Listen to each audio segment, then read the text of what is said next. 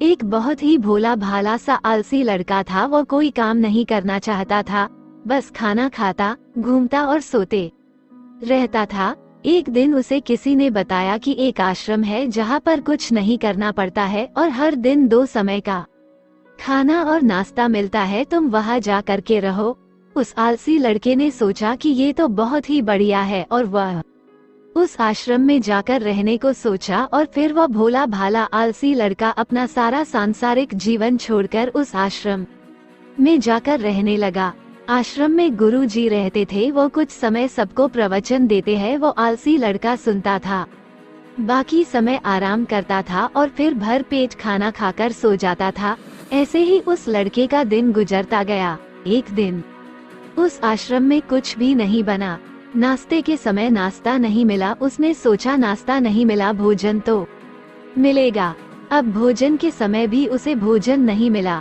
लड़का दौड़ करके गुरु जी के पास गया और उसने पूछा कि आज भोजन क्यों नहीं बना। गुरु जी ने कहा कि बेटा, आज एकादशी है और जितने भी आश्रम के सदस्य हैं उनका उपवास है और तुम्हारा भी आज उपवास है, आज भोजन नहीं बनेगा।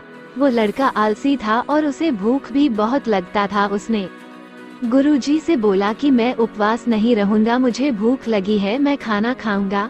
गुरुजी ने बोला ठीक है, जाओ भंडारे में से सामान लेकर के आओ और आश्रम में नहीं बाहर ले जा करके बना लो, लेकिन याद रखना भोजन बनाने के बाद सबसे पहला भोग भगवान को लगाना और फिर तुम प्रसाद पाना। वो लड़का बोला ठीक है और फिर अनाज लेकर नदी की ओर पहुंचा। भोजन पकाने लगा, तैयार हुआ। उसके बाद कहने लगा कि भगवान श्री राम आए, पधारिए, भोग लगाइए। अब जब उसे लगा कि भगवान तो आ नहीं रहे हैं, तो फिर कहने लगा कि मुझे मालूम है आपको तो अच्छा खाने की आदत है, मैं बना नहीं पाया और मुझे अच्छा भोजन बनाने भी नहीं आता, लेकिन जो भी रूखा सूखा बना है आकर खा लीजिए।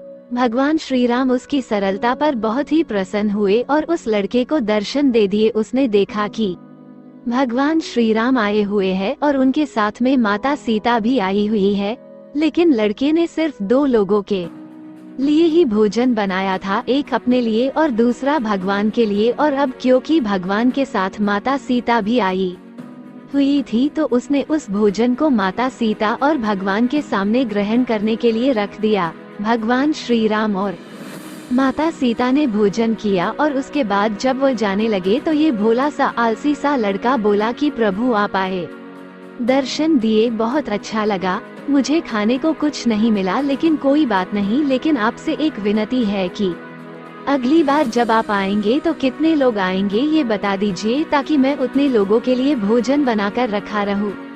भगवान श्री राम मन ही मन मुस्कुराए और फिर अंतर ध्यान हो गए।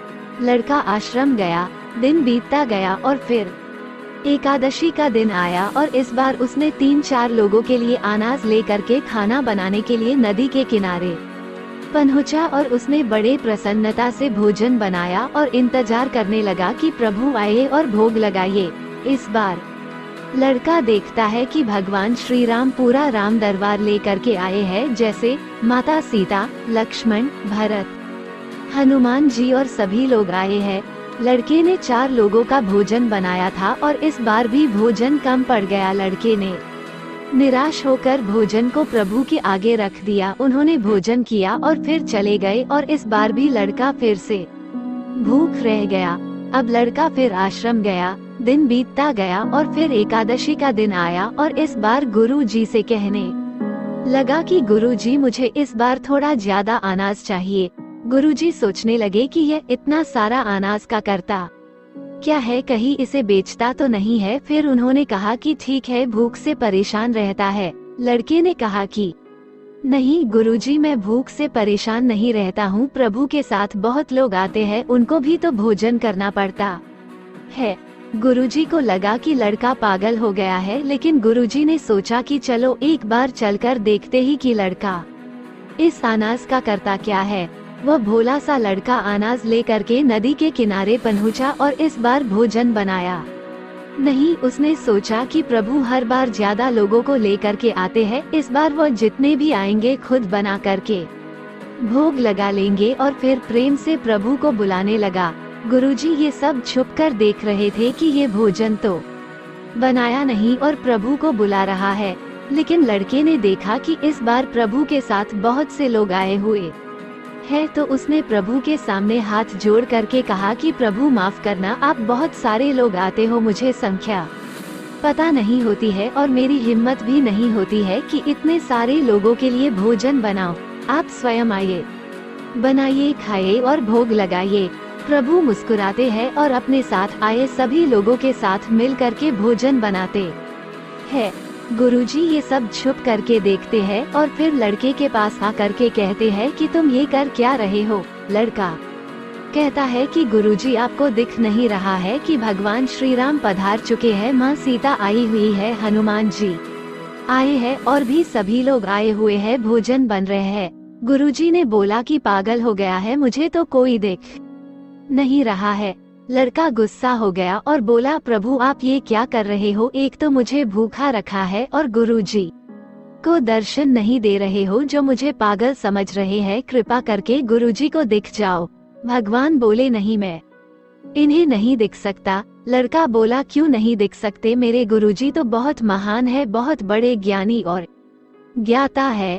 भगवान बोले हाँ ज्ञानी और ज्ञाता होंगे, लेकिन तुम्हारी तरह सरल नहीं है। जो सरलता तुम में है वो तुम्हारे गुरुजी में नहीं है। लड़के ने ये बात गुरुजी से कह दी कि भगवान श्री राम कह रहे हैं कि आप में सरलता नहीं है, आप मेरी तरह सरल नहीं है, इसलिए आपको नहीं दिख सकते। गुरुजी की आंखें नम हो गई और रोने लगे कि और बोले कि बिल्कुल सही कहा, मेरे अंदर तुम्हारे जितना सरलता नहीं है, और फिर माफी मांगने लगे। फिर भगवान ने गुरुजी को भी दर्शन दिए। ये कहानी हमें सिखाती है कि जीवन में सरलता सबसे आवश्यक है। जितने सरल बने रहेंगे उतना जीवन में आगे बढ़ते चले जाएंगे। जब आप सरल होते हैं तो आप खुद भी मुस्कुराते हैं और दूसरों को भी मुस्कुराने की वजह देते हैं।